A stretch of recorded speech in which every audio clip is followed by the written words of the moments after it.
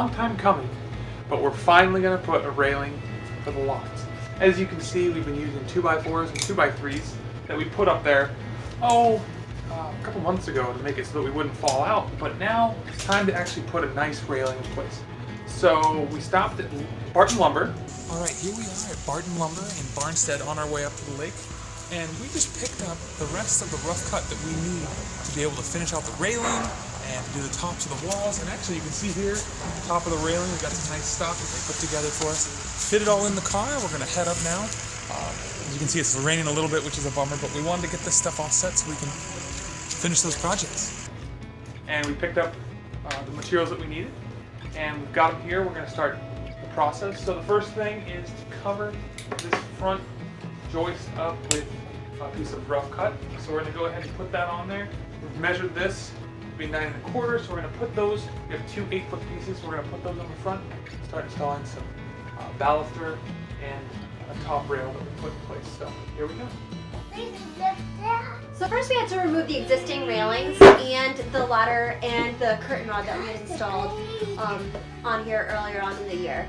Then Bennett took this wood outside, he cut it to length, he routed the edges, and I sanded it.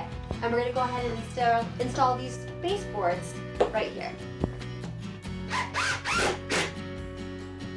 So here we are. We've installed the trim, the face trim for the loft.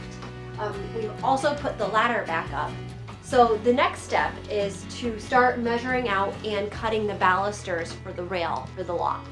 We're going to cut them 24 inches tall, and they are going to be placed 6 inches apart to keep with code.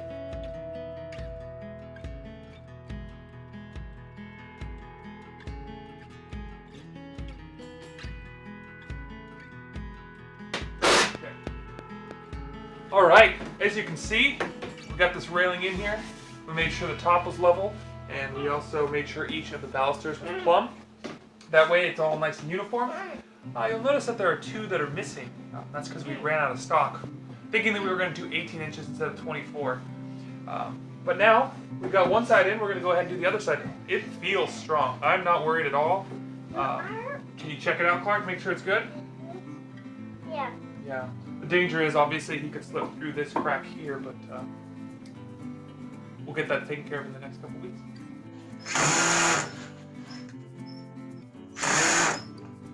Both railings in, and we even put the curtain rod back. As you can see, nice and safe. If you take a look up here, you can actually see that we had to leave a few out. Like I said before, we were out of stock. So we left these 2 out so that we could, we didn't have enough stock for those.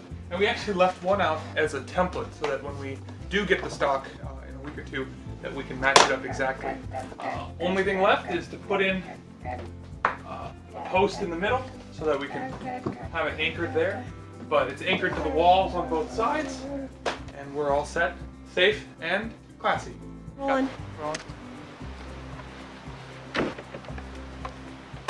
So here's my trusty $40 chainsaw.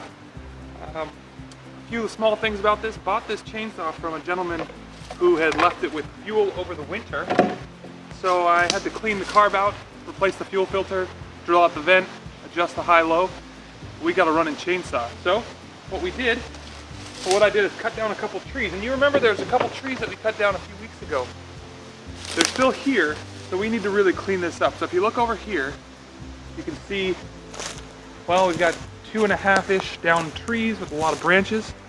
So the first thing we're going to be doing is we're going to have Allison come out here with the reciprocating saw and cut off the branches, and then I'll come through with the chainsaw, cut it up, make some firewood. So here's the before shot.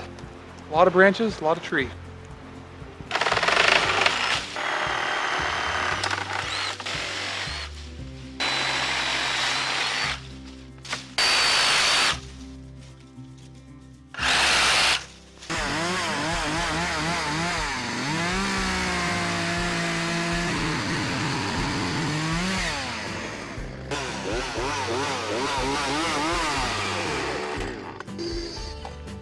Hey there. You're wondering if we have enough campfire wood. Here's your answer. The answer is yes. I'm looking at, oh goodness, I think about 8 campfires, 3 hours like we did last night. Tons of it here, and I've got more to come. So a lot of cutting up with the chainsaw, as you can see, cut these all. Now I'm gonna carry them up and split them up top. So the work continues to get a nice fire tonight.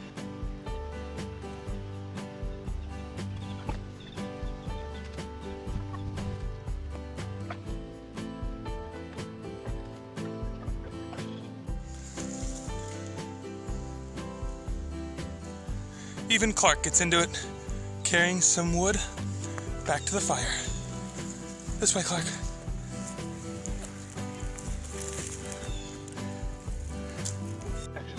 Well, Clark, look at this old tree. So what you can do with trees like this is you can count the rings to see about how old it is, and each ring is 1 year. So in my first count, I saw 87 rings. So this tree, the rings that I missed, could be around 100 years old, which would mean it's from likely the early 1900s. Pretty remarkable. But here's all the wood that Bennett's cut, carried up. So time to chop this up so we have some firewood for camping, for our camp cook fire tonight. So now we have a ton of brush that I cut up earlier and all this wood that Bennett's been chopping up. So tonight, it's about 4:30 p.m. The Buffalo Bills just won. They're 3-1. Woo! And we are celebrating with a bonfire, and we're going to cook a dinner of chicken and dumplings over the fire. Here we go. So a few hours of good hard work with the reciprocating saw. I've been able to clear out a lot of the tree that used to be here before, the 2 trees that have been here before.